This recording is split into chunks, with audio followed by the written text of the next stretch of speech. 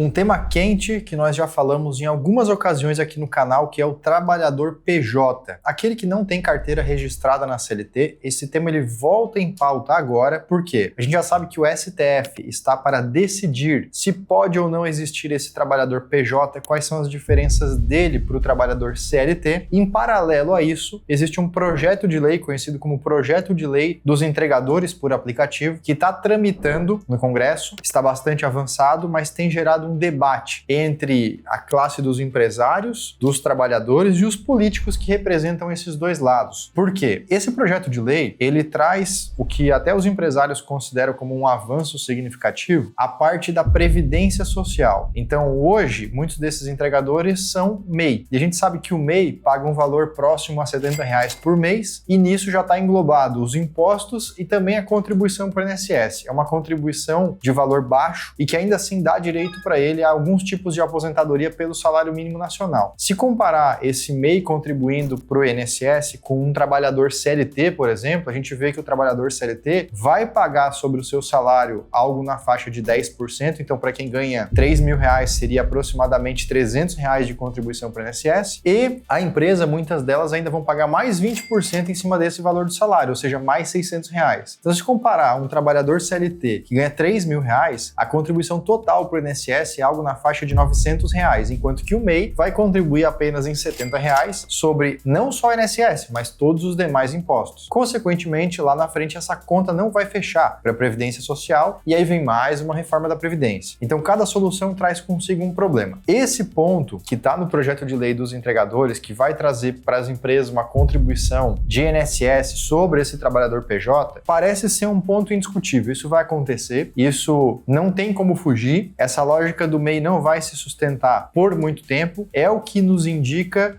possíveis decisões do STF, bem como esse projeto de lei que está avançando aqui. Só que agora a gente entra na parte mais polêmica, que é o que está em discussão das empresas, principalmente do iFood. A notícia que a gente traz aqui é o próprio CEO do iFood, o Diego Barreto, que eu já falei para vocês que assisti palestra, que tem informações muito avançadas sobre esse tema, e ele traz preocupações relevantes para o iFood e para os donos de restaurante. Por quê? Esse projeto de lei aqui do entregador, ele não fala somente da contribuição para o INSS. Ele traz também regras que limitam a liberdade que existia até então nessa relação de trabalhador PJ, porque é da natureza do trabalhador PJ que ele possa escolher o trabalho que ele faz, quando ele faz, como ele faz, e que ele receba por aquilo que ele trabalhou. Isso dá para ele ampla liberdade, e a remuneração dele está atrelada ao quanto de trabalho ele dedicou. Quando ele faz esse tipo de escolha, esse modelo, que ele é o contrário do modelo da CLT, ele está abrindo mão de valor fixo garantido. Não tem garantido, depende do trabalho que vai ser feito. Mas o benefício você faz na hora que quiser e que desejar, logo, mais liberdade. Muitos brasileiros usam esse modelo PJ como um segundo emprego, como um terceiro emprego, como uma renda extra, seja no iFood, seja no Uber, nos entregadores do Mercado Livre e tantos outros profissionais. E tem muita gente hoje trabalhando nesse modelo. Por outro lado, o CLT, você pode às vezes trabalhar um pouquinho menos, às vezes um pouquinho mais, mas se você faltar e juntar um atestado médico, por exemplo, você recebe por aquele dia e você tem aquela previsibilidade, aquela segurança. Tem que cumprir uma carga horária, recebe um salário. É mais ou menos assim que funciona. Então, não tem tanta flexibilidade ou liberdade na CLT, mas tem garantia, estabilidade e previsibilidade, não absoluta, mas maior do que comparado com o trabalhador PJ. Então, assim, são dois modelos diferentes e o que é uma grande vitória para o empresário brasileiro, já que esse tema está na justiça, está em discussão no Congresso, é que seja finalmente reconhecido, isso é uma expectativa minha, isso não aconteceu ainda, mas um grande desejo é que seja reconhecido que existe e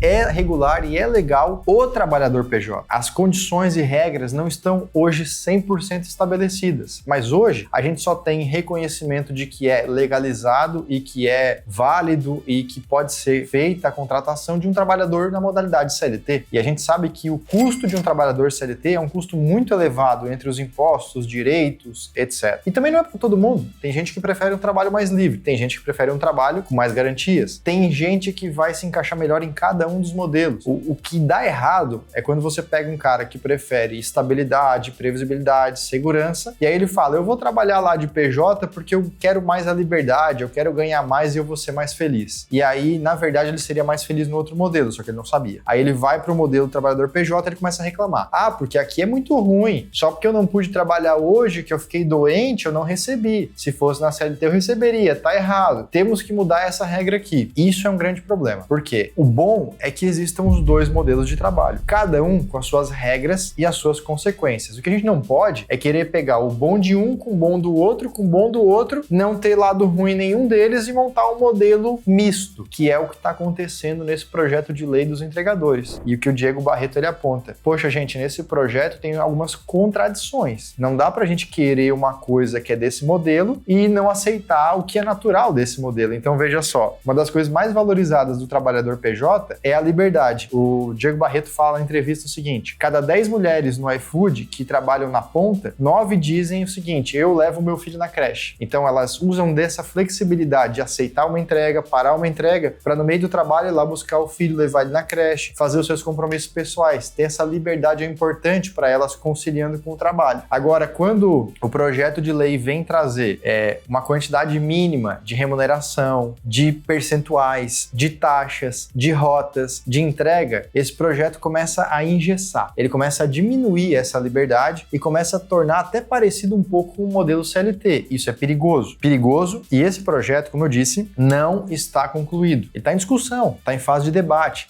Deputados de uma ala mais de esquerda, mais na área socialista, comunista, eles vão preferir mais estabilidade, mais garantias, mais previsibilidade. Enquanto que outros mais de direita, mais capitalistas, vão preferir o quê? Mais liberdade, remuneração para a pessoa, menos regra. Então, esse debate está acontecendo. Muitas pessoas serão afetadas pelo resultado dessas decisões desse projeto de lei, bem como desse julgamento do STF, mas você que acompanha esse canal, que é empresário, que tem o seu negócio, precisa ficar atualizado, precisa acompanhar todos os vídeos que a gente trouxe aqui no canal sobre esse tema, porque cada vez vai ficando mais claro o que pode e o que não pode, o que é típico do PJ, o que é típico do CLT, e o grande cuidado que você tem que ter ao tocar o seu negócio, ao gerenciar a sua empresa você não pode contratar o cara como PJ e tratar ele no dia a dia, gerenciar ele como se fosse um CLT, cobrando horário para entrar, para sair, exigindo atestado médico, pagando salário fixo, porque isso daqui é típico do CLT. Então, se você bota no contrato que ele é PJ, paga como PJ, mas trata como CLT, ele tem direito de entrar na justiça e provavelmente ele vai ganhar o processo com todos os direitos da CLT. Isso vai custar muito caro. Esse é o grande cuidado que tem que ser feito. Agora, também não podemos dizer que é impossível você ter trabalhador PJ na sua empresa. É possível sim. Se você gerencia ele como um PJ, e aí a gente tem algumas bases já definidas em julgamentos na justiça, no próprio projeto de lei, você começa a ter ele como um PJ, válido em contrato, notas fiscais e também confirmado no dia a dia da gestão que ele realmente é um trabalhador PJ, logo ele não teria nenhum dos direitos da CLT. Ele pode ter direitos desse novo projeto de lei que está sendo desenvolvido e que vai trazer essa contribuição do INSS, provavelmente vai trazer ali alguma remuneração mínima, algum percentual de repasse. Então, esse projeto ele é mais específico para os entregadores, só que isso afeta todas as áreas da economia, todos os tipos de empresa, na medida que foi o próprio esse mercado de entregadores, de empresas de aplicativo, como iFood, Uber e outros, que criou a possibilidade de ter um trabalhador PJ. Se você voltar, talvez 5 anos, no Brasil, só existia o CLT e o informal, o irregular, aquele que era para estar na CLT e não estava. Então, qualquer